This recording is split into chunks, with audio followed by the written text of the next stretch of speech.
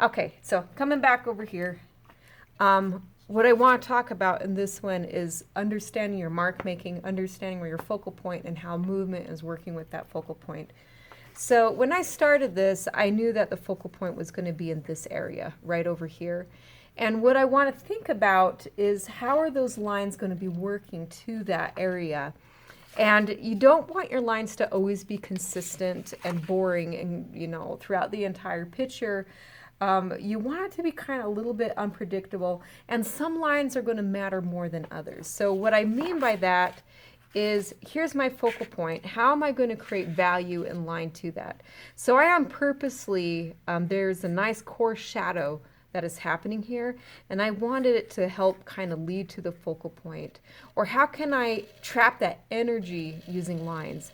So like I darkened some lines where there are breaks, etc., to help kind of create a little bit more contrast to where my highest highlights are.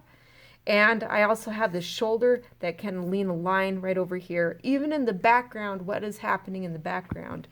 Think about that, where I've got a bunch of diagonal lines going this way to help lead my eye to the focal point. And then in the background over here, I got a lot of vertical lines helping lead my eye down. And or how I bolden some lines in the neckline to kind of help create the swoop right back into the focal point. So you want to think about those things all the time. And then when in doubt, I always say work with your gut. Sometimes your gut is a lot more right than you think. And so this is an important line. I go, bring my eye here. This is an important line. I took an eraser and I lightened that up to help lead back into the face. And other things that you can also, like when you feel like you got a lot of movement happening in your drawing of like where your line's going, to help lead, how can you create patterns of light and dark? And or connecting patterns, I guess you could say. So here I have a dark shape connecting to this dark shape that connects to this dark shape.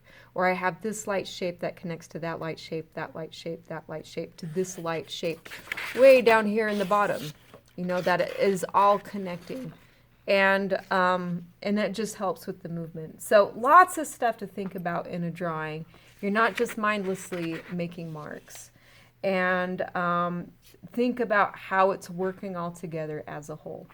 And this also takes time. It's more fun, though, than proportions. And so, okay, I will be quiet now.